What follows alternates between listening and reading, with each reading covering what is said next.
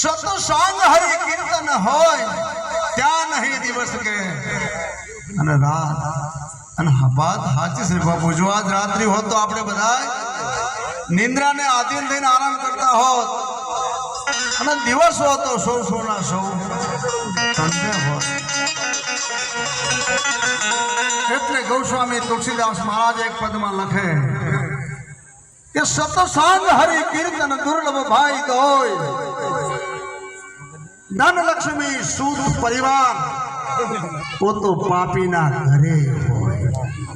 એમાં આની બાજુ તો ઢગલા પણ કરોડ સિવાય વાત જ હું તો વાપરતો નહીં. 4 દિવસથી આવ્યો છું ને કરોડ ને હજાબ પણ એ થઈ જશે ગજબ બાપુ.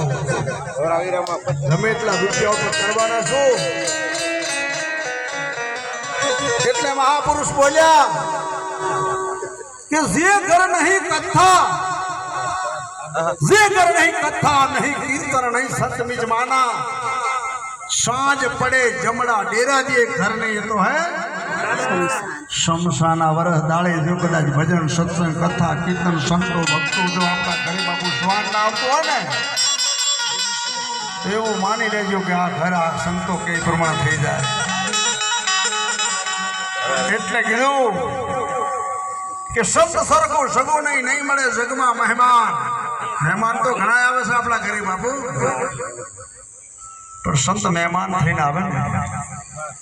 શબ્દ સરખો સગો નહીં મળે જગમાં મહેમાન.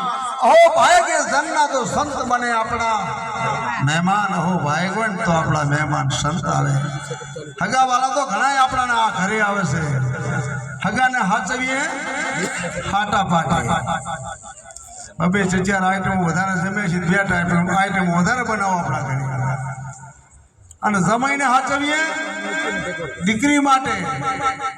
દારૂડિયા ભટકાય ને તોય બાપુ બાપા કરવા પડે. શું કામ? છોડીને વખા ના પડે. પણ કોઈ આવા હરિગુરુ સંતો આવી જાય આપણા આંગણે એને સાથી ફાટે છે.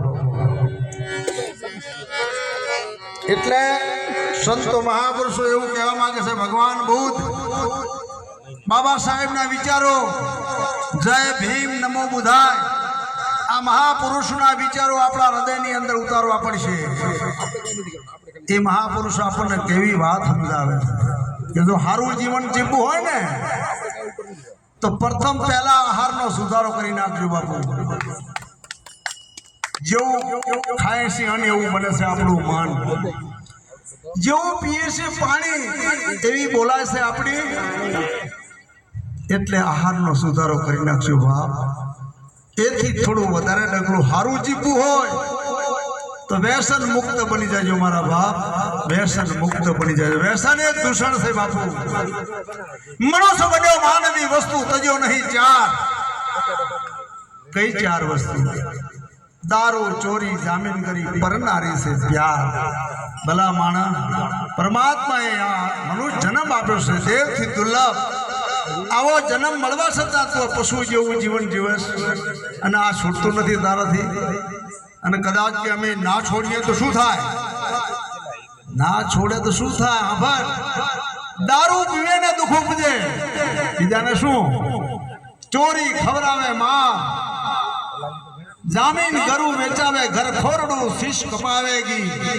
પરનાર બીજી નારીના મોહબ્બત મેં જેટલા જ્યાં એટલાના જરૂર જોઈ લો તમે. તો એથી પણ જો કદાચ સારું જીવવું હોય બાપુ તો અંધશ્રદ્ધામાંથી મુક્ત બની